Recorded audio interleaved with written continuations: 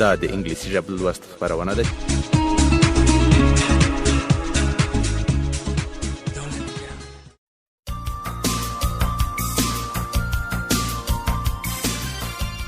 د انګلیسي ژبې لوست خپرونې خوږو او قدرمن اوریدونکو او د انګلیسي ژبې لوست مینوالو زموږ سلامونه او نیکې هیلې ومنئ.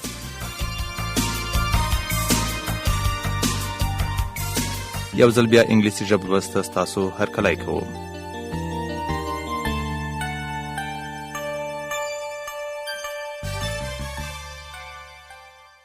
زمونږ د نن درس نیو انټرکام بوک 1 پیج 38 یونټ 3 وکیبولري. پیج 38 اتدرشم مخ یونټ 3 وکیبولري. د دریم یونټ وکیبولري یا لغتنامه. ناونز اسمونه یا نومونه. کار کار means موټر، کوچنی موټر. کنسرت یا د ساز و سرود، سندرو، ټنګ ټکور مجلس. ډاګ سپی. جغرافیا.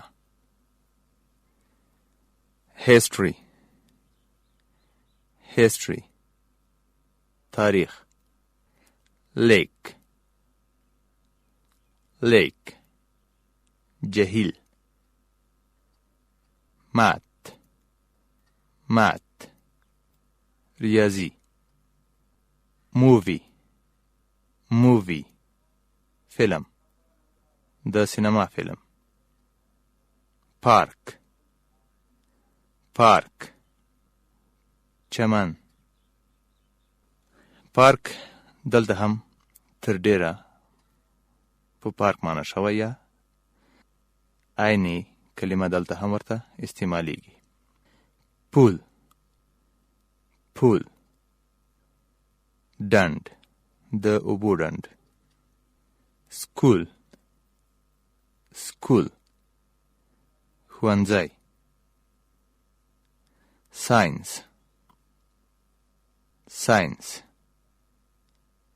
ساینس علم، پوهه.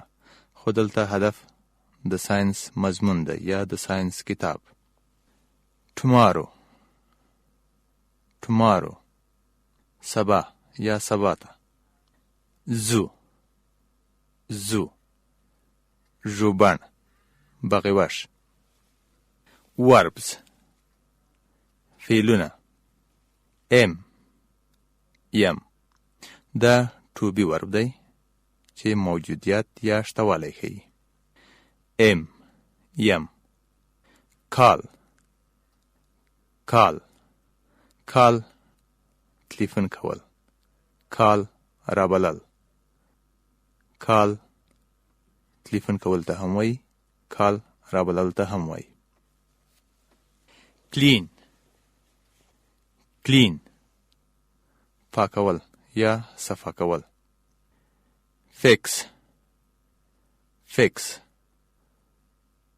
برابرول یا جوړول یا ترمیمول.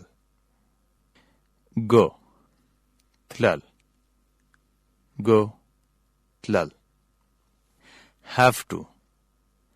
have to هغه کلمه ده چې د یو فعل نه مخکې استعمالیږي.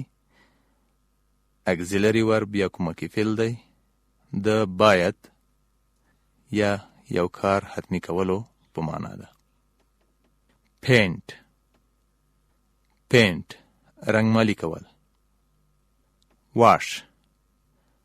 واش منزل. adjectives صفتونه. صفت هغه کلمه ده چې د یو اسم حالت او څرنګوالی ښیي. صفت هغه کلمه ده چې د یو اسم حالت او څرنګوالی ښیي. د مثال په ډول تور، سپین، ښه، خراب. دا هغه صفتونه دي چې څرنګوالی ښیي. خو کوږ، ځوړند، دا بیا حالت ښیي. نو صفت داسې تعریف کوو چې هغه کلمه چې د اسم حالت یا څرنګوالی ښیي. بیزی، مصروف. بیزی، مصروف. رایټ. رایټ څو معناوې لري. رایټ د رښتیا په معنا ده. رایټ د ښی خوا په معنا ده. رایټ حق ته ویل کیږي او په نورو ځایونو کې ممکن په نورو اهدافو یا معناګانو هم استعمال شي. رایټ رښتیا. رایټ ښی. رایټ حق. هغه بیا د جملې نه معلومیږي چې جمله کې رایټ د څه دپاره استعمال شوی یا په کومه معنا یا کوم مفهوم راغلی. خو دلته رایټ د صحیح یا رښتیا په معنا ده. رایټ صحیح یا رښتیا. رنګ. رنګ غلط یا دروغ. رنګ غلط. رنګ کله کله مونږ کولی شو دروغو یا د دروغو لفظ ته هم استعمال کړو. preposition. preposition د اضافت توری. د اضافت توری هغه کلمه ده چې د اسم یا ضمیر رابطه د نورې جملې سره ښیي. لکه to the park. پارک ته. to the park. پارک ته. expressions. اصطلاحات. expressions معنا اصطلاحات. let's go to the movie. let's go راځئ چې لاړ شو. let's go راځئ چې لاړ شو to the movie فلم ته. تاسو کولی شئ چې دغه څه چې په قوس کې لیکل شوي په یوازې نور استعمال کړئ. لکه let's go to the park. let's go to the university. let's go to the city. okay. see you tomorrow. see you tomorrow. see you تر بیا لیدو یعنی تر هغه چې یو ځل بیا سره مخامخ کیږو خدای پامانی کوي. see you tomorrow تر سبا پورې د خدای په امان. sorry. sorry کله چې څوک غلط شي، اشتباه ترې وشي یا سهو وکړي نو د معذرت یا بخښنې غوښتلو لپاره د sorry کلمه استعمالوي. sorry. thanks for calling. thanks for calling له تلیفون کولو مو مننه. that's right or wrong. that's right دا صحیح ده. that's wrong دا غلط ده. what are you doing. what are you doing تاسو څه کار کوئ. what are you doing تاسو په څه کار باندې بوخت یئ یا تاسو څه کار کوئ. now come to unit 3. unit 3 page 27. دریم یونټ 28. let's go راځئ چې لاړ شو. راځئ چې ځو. Mike and Bob are calling on the telephone. Mike او Bob په ټلیفون باندې یو د بل سره خبرې کوي. Bob hello سلام. Mike hi Bob are you busy. سلام Bob آیا تاسو مصروف یئ بوخت یئ. Bob oh hi Mike yes I am.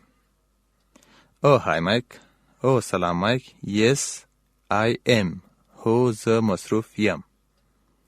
am to be verb دی چې د یم یا شته والی په معنا استعمالیږي. مایک what are you doing? What are you doing? تاسو څه کار کوئ؟ What are you doing? تاسو څه کار کوئ یا په څه باندې لګیا یې؟ Bob I'm studying math. I'm studying math. زه ریاضی لولم. Mike let's go to the park. Let's go to the lake. Mike let's go to the lake. راځه چې جهیل ته ولاړ شو. Bob sorry Mike. I have to study. Sorry Mike. I have to study. زه باید مطالعه وکړم. have to auxiliary verb دی. د باید یا حتمی کوم کار کولو په معنا ده چې له فعل نه مخکې راځي. I have to study. زه باید مطالعه وکړم. Mike okay Bob see you at school. See you at school tomorrow. Okay Bob سمه ده Bob see you at school tomorrow. تر هغې د خدای په امان چې سبا په ښوونځي کې سره وینو یا په سبا کې یا سبا چې په ښوونځي کې سره وینو تر هغې د خدای په امان. Bob fine. Fine Mike thanks for calling. Thanks for calling. سمه ده یا ښه ده مایک له تلیفون کولو مو مننه. اوس د دې درس په اړه څو پوښتنې دي. تاسو هغې ته په yes or no ځواب ورکړئ. 1. Is Bob busy? Is Bob busy? آیا باب مصروف دی؟ 2. Is Mike studying math? Is Mike studying math? 3. Is Bob at the lake? Is Bob at the lake? آیا باب په جهیل کې دی؟ 4. Is Bob home? Is Bob home? آیا باب په کور کې دی؟ اوله پوښتنه Is Bob busy? Yes. 2. Is Mike studying math? No. 3. Is Bob at the lake? No. Is Bob home? Yes. Now turn the page. Page 28. Atavishtam mach. Presentation 1. B. Yes no questions with you and affirmative short answers with. B. To be verb دی فعل دی. Yes no questions لاندې پوښتنې او ځوابونه دي یا په هو او نه سره ځواب ورکول کیږي. An affirmative short answers with او په لنډ مثبت ځواب سره. لنډ مثبت ځواب yes دی. اوس to be verb تاسو دلته وګورئ یا to be فعل. to be فعل په ساده حال زمانه کې am are is دی. am د متکلم یا ویونکي لپاره استعمالیږي لکه I. زه متکلم مفرد یم. نو زما لپاره یا د I لپاره to be فعل am دی. که چیرې جمع وي are لکه they are. خو که چیرې مخاطب مفرد یا سینګولر هم وي تاسو به په are پوښتنه کوئ. او که چیرې دریم شخص مفرد وي is to be فعل ورته استعمالیږي. تاسو په دې جملو کې وګورئ. Are you busy? آیا تاسو مصروفی مخاطب سینگولر یعنی یو کس دی ځکه له جواب نه معلومیږي Are you busy? Yes, I am. هو زه یم. که چیرې جمع وي بیا هغه وخت ورته ویل کیږي Yes, we are. که چیرې جمع وي بیا نو هغه وخت جواب هم په جمع وي Yes, we are. 2. Are you in the living room? Yes, I am. Are you in the living room? آیا تاسې دا ستوګنې په کوټه کې یې Yes, I am. 3. Are you at home? Yes, I am. Skill building 2. Ask and answer questions. پوښتنه وکړئ او پوښتنو ته ځواب ورکړئ. Busy. Student 1. Are you busy? Yes, I am. Are you at home? آیا تاسو په کور کې یې Yes, I am. 2. In the living room. Are you in the living room? Yes, I am. 3. In the bathroom. Are you in the bathroom? آیا تاسو په تشناب کې یې Yes, I am. 4. In the kitchen. Are you in the kitchen? Yes, I am. 5. In the dining room. Are you in the dining room? Yes, I am. 6. At school. Are you at school? آیا تاسو په ښوونځي کې یې Yes, I am. 7. In the yard. Are you in the yard? Yes, I am. 8. In the bedroom. Are you in the bedroom? Yes, I am. Presentation 3. Suggestions. Suggestion وړاندیز پیشنهاد Let's go راځئ چې لاړ شو یا راځئ چې ځو Let's go to the lake راځئ چې جهیل ته ولاړ شو 1. Let's go to the lake راځئ چې جهیل ته ولاړ شو 2. Let's go to the park راځئ چې پارک ته ولاړ شو Instruction 4. Making suggestions and giving excuses پیشنهاد کول او معذرت وړاندې کول یا بخښنه غوښتل excuses معذرت یا بخښنه Look at each picture on the next page. Ask another student to go to one of the places in the pictures or to another place in your city. Look at each picture.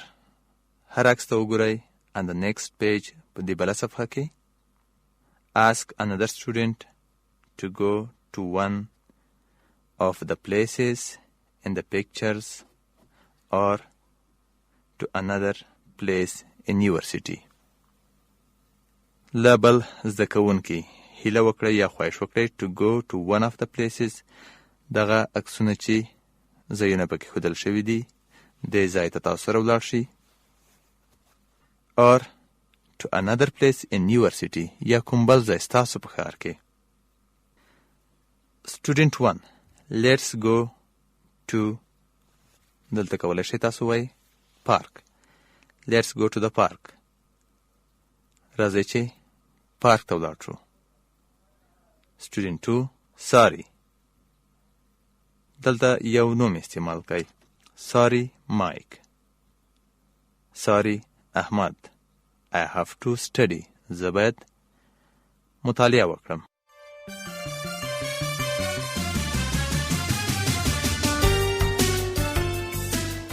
خوږو زده کوونکو تاسو دغه پریکټس ته ادامه ورکړئ او زموږ لخوا د نن درس همدومره و په لوی او مهربان څښتن مو سپارو. خوشحاله او بریالي اوسئ.